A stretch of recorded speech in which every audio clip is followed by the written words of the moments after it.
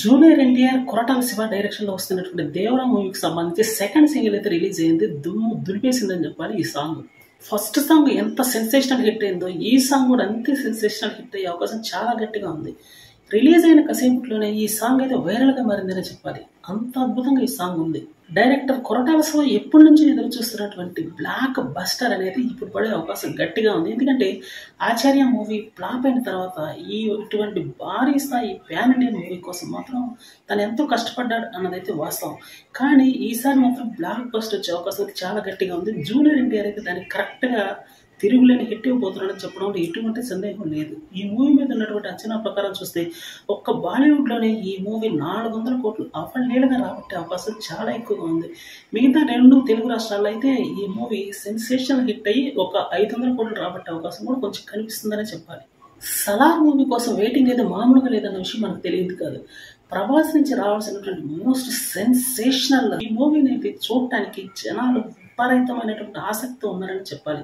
Already కల్కి movie చూసినటువంటి కళ్ళతోనే ఈ మూవీ కూడా డబుల్ బ్లాక్ బస్టర్ చేసే ఉద్దేశంతో అయితే ఖచ్చితంగా ఫ్యాన్స్ ఉన్నారని చెప్పాలి.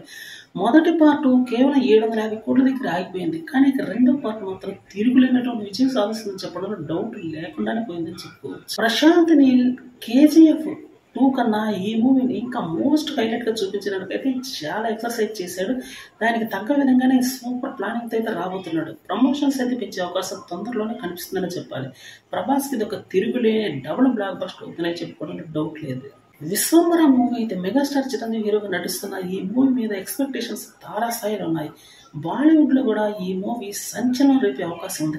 ఎందుకంటే ఈ మూవీ పాన్ ఇండియన్ రేంజ్లో రిలీజ్ అయ్యే అవకాశం ఉంది కాబట్టి మొన్నటిదాకా అయితే ఒక్క టాలీవుడ్లోనే అనుకున్నారు. కానీ దీని యొక్క స్కోప్ పెరిగింది కాబట్టి ఈ మూవీని సెన్సేషనల్ బ్లాక్ బస్టర్ చేసే విధంగా రిలీజ్ కూడా భారీ స్థాయిలో చేసే విధంగా డేట్ని ఫిక్స్ చేసుకోవడం జరిగింది. ఈ మూవీ యొక్క షూటింగ్ అయితే ప్రస్తుతానికి కంటిన్యూగా జరుగుతూనే ఉంది.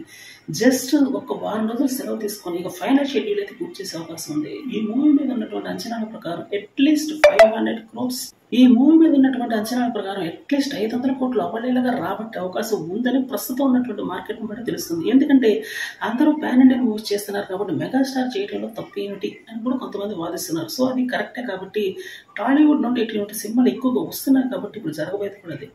సెన్సేషనల్ హీరోగా రూపాంతరం చెందుతున్నటువంటి నందమూరి కళ్యాణ్ రామ్ ఒక భారీ ప్రాజెక్ట్ అయితే చేపట్టాడు.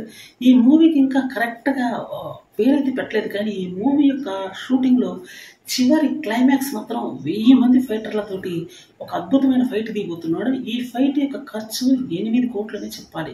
రీసెంట్గా వచ్చినటువంటి ఈ న్యూస్ సోషల్ మీడియాలో తిరుగులేటువంటి వైరల్గా మారిందని చెప్పాలి.